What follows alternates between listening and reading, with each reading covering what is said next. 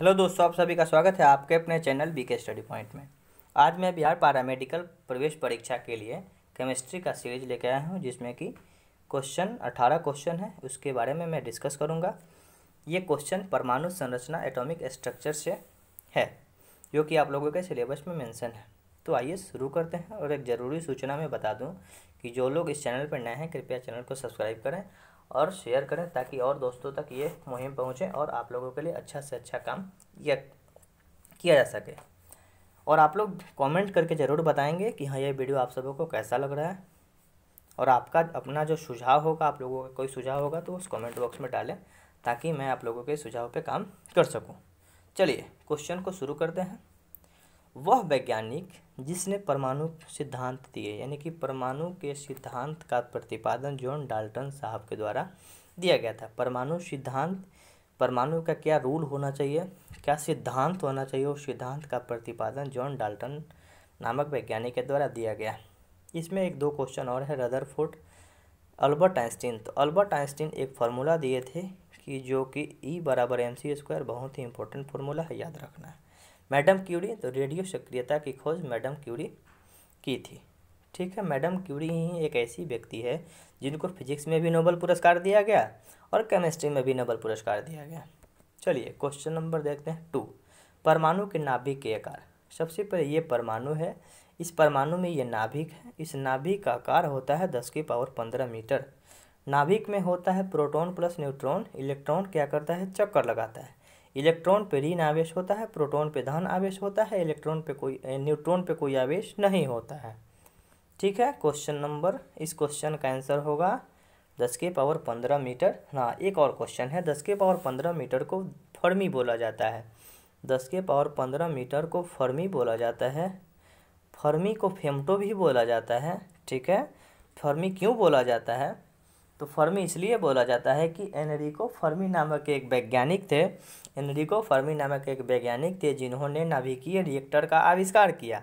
नाभिकीय रिएक्टर क्या होता है, तो नाभिकीय रिएक्टर से विद्युत उत्पन्न की जाती है। जिस तरह से पनबिजली से पानी से बिजली बनाते हैं, कोयला से बिजली बनाते हैं, उसी तरह से परमाणु रिएक्टर से भी बिजली बनाते हैं, जिसमें कि यूरेनियम उसके ईंधन के रूप में काम करता है। उसी में से एक प्रश्न बनता है कि नाभिकीय रिएक्टर में श्रृंखला अभिक्रिया को रोकने के लिए ग्रेफाइट और बोरोन का क्षार प्रयोग किया जाता है। वही ग्रेफाइट जो पेंसिल में प्रयोग किया जाता है, वही ग्रेफाइट जो स्नेहक के रूप में बड़ी बड़ी मशीनों में प्रयोग की जाती है, वही ग्रेफाइट का और क्या यूज है। ग्रेफाइट के बारे में मैं चर्चा किया था कि ग्रेफाइट एक ऐसा अधातु है जिसमें धातु की तरह चमक पाई जाती है। और एक अधातु था आयोडीन, जो कि अधातु होते हुए भी धातु की तरह चमक रखता है। ठीक है, इतना तो क्वेश्चन का जवाब आप लोगों को मिला। इस क्वेश्चन का आंसर 10⁻15 मीटर है। चलिए क्वेश्चन नंबर देखते हैं 3। निम्नलिखित में से कौन एक अस्थायी कण है। तो न्यूट्रॉन जो है ये एक अस्थायी कण है, क्योंकि इस पर कोई आवेश नहीं होता है। प्रोटॉन पे पॉजिटिव, इलेक्ट्रॉन पे नेगेटिव। चलिए क्वेश्चन नंबर देखते हैं 4। निम्नलिखित में से कौन सा एक किसी तत्व के परमाणु के क्रमांक का सही निर्धारित करता है। यानी कि परमाणु क्रमांक, परमाणु का जो क्रमांक है उसको निर्धारित करने का काम कौन करता है, तो प्रोटॉन की संख्या। किसी भी परमाणु में प्रोटॉन की संख्या जितनी होगी उसी को हम लोग परमाणु संख्या बोलेंगे। परमाणु क्रमांक का मतलब होता है कि प्रोटॉन की जैसे ये परमाणु है, इस परमाणु में इलेक्ट्रॉन की संख्या बराबर प्रोटॉन की संख्या और बराबर परमाणु संख्या, इन तीनों की संख्या बराबर होती है। यहाँ मैं फिर लिख दूँ, इलेक्ट्रॉन की संख्या जितनी होगी उतनी ही प्रोटॉन की संख्या होगी, और उसी को बोला जाता है परमाणु संख्या। परमाणु संख्या या परमाणु क्रमांक। तो परमाणु संख्या हम लोग प्रोटॉन की संख्या, यहाँ पे अगर इलेक्ट्रॉन की संख्या होता, प्रोटॉन की संख्या होता, ऑप्शन में दोनों होता तो दोनों लगाते। फिर प्रश्न में आएगा कि प्रोटॉन की संख्या और इलेक्ट्रॉन की संख्या, दोनों को परमाणु संख्या बोला जाता है। बड़ा ही अच्छा प्रश्न है, इसको देखिएगा। परमाणु के नाभिक में निम्न कण होते हैं। मैं आपको अभी बताया कि ये परमाणु के नाभिक में प्रोटॉन प्लस न्यूट्रॉन P+N होता है। इस क्वेश्चन का आंसर क्या होगा, तो इस क्वेश्चन का आंसर हो जाएगा प्रोटॉन प्लस न्यूट्रॉन। अभी आप लोगों को इस क्वेश्चन का आंसर आप लोग अपने से देंगे। निम्नलिखित में से कौन एक आवेश रहित कण है? इस क्वेश्चन का आंसर मैं वेट करता हूँ, आप लोग कमेंट बॉक्स में डालिएगा, इसके बाद आंसर पे गौर करिएगा।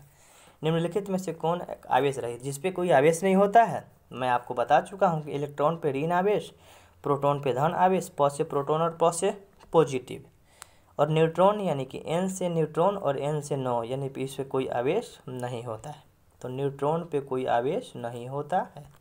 क्वेश्चन नंबर 7, परमाणु में कौन से मूल कण समान संख्या में स्थित होते हैं? बड़ा अच्छा प्रश्न। अभी जो प्रश्न मैं इसके पहले बताया था उसी तर्ज पे इस प्रश्न का जवाब मिलेगा। यानी कि किसी भी मूल कण में जितनी इलेक्ट्रॉन की संख्या होगी उतनी ही प्रोटॉन की संख्या होगी, और उसी संख्या को परमाणु संख्या बोला जाता है। तो इलेक्ट्रॉन की संख्या और प्रोटॉन की संख्या समान होती है। न्यूक्लियन सामान्य किससे बना होता है? जो है हम लोगों का फिर वही प्रश्न, ये नाभिक में कौन कौन सा होता है, यही प्रश्न पूछा जा रहा है। तो नाभिक में कौन कौन सा होता है? तो नाभिक में, एक मिनट रुक जाइए, यहाँ पे प्रोटॉन और न्यूट्रॉन न्यूक्लियन में होता है। इस क्वेश्चन का जवाब फिर से आप लोग देंगे। एक इलेक्ट्रॉन पे कितना आवेश होता है? आवेश, इस पे गौर करने की बात है कि इलेक्ट्रॉन पे -1.6 × 10⁻⁻19 कूलम्ब, ये यहाँ पे माइनस है, और ये जो प्लस में है यहाँ पे माइनस दोनों में होगा, ये प्रोटॉन पे होता है। यानी कि इलेक्ट्रॉन पे ऋण आवेश होता है तो ऋण आवेश के चलते यहाँ पे माइनस लगता है, और प्रोटॉन पे धन आवेश होता है इसलिए यहाँ पे धन लगता है, यानी कि पॉजिटिव होता है। तो इलेक्ट्रॉन पे आवेश कितना होता है? इस क्वेश्चन का हो जाएगा आंसर 1A, पॉजिट्रॉन। तो पॉजिट्रॉन जो होता है ये धन आवेशित इलेक्ट्रॉन होता है। पॉजिट्रॉन इलेक्ट्रॉन का प्रतिकण है जो कि धन आवेशित इलेक्ट्रॉन के रूप में इसको जाना जाता है। क्वेश्चन नंबर देखते हैं 11, परमाणु विद्युता। तो परमाणु विद्युता उदासीन होता है। उदासीन क्यों होता है? तो एक, जैसे मान लीजिए उदासीन होने का मतलब होता है न्यूट्रल। न्यूट्रल क्यों होगा? तो इलेक्ट्रॉन पे आवेश होता है 1.6 × 10⁻⁻19 कूलम्ब, और प्रोटॉन पे होता है 1.6 × 10⁻⁻19 कूलम्ब। एक प्लस में होता है और एक माइनस में होता है, तो दोनों कट गया, यानी कि ये न्यूट्रल है। एक पॉजिटिव चार्ज और एक नेगेटिव चार्ज, दोनों पॉजिटिव और नेगेटिव चार्ज के कारण दोनों न्यूट्रल होता है। इसी के कारण परमाणु विद्युता उदासीन होता है। बड़ा अच्छा प्रश्न है, बहुत बार एग्जाम में पूछा गया है, याद रखिएगा। इलेक्ट्रॉन की खोज। तो इलेक्ट्रॉन की खोज जे थॉमसन नामक वैज्ञानिक के द्वारा किया गया। इस क्वेश्चन के लिए मैं एक आपको ट्रिक बताऊंगा अंतिम में, तीनों आप लोग याद कर पाइएगा अच्छे तरह से। प्रोटॉन की खोज, क्वेश्चन नंबर 13, प्रोटॉन की खोज किसने किया? तो प्रोटीन का जो खोज है गोल्डस्टीन नामक वैज्ञानिक के द्वारा किया गया। Neutron, James Chadwick. तो जेम्स चैडविक जो थे ये न्यूट्रॉन का खोज किए, यानी कि इलेक्ट्रॉन, प्रोटॉन और न्यूट्रॉन तीनों का खोज मिला। इलेक्ट्रॉन की खोज कौन किया?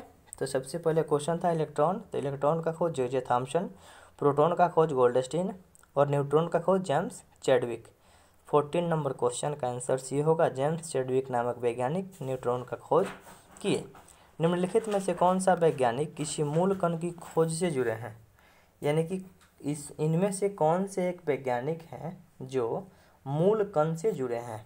तो सत्येंद्र नामक बोस जो थे ये हिग्स बोसोन का खोज किए थे, जो कि परमाणु का मूल कण है, उसी पे काम किए और हिग्स बोसोन के बारे में चर्चा किए थे। यानी कि मूल कण के बारे में बहुत शोध किए सत्येंद्र नाथ बोस।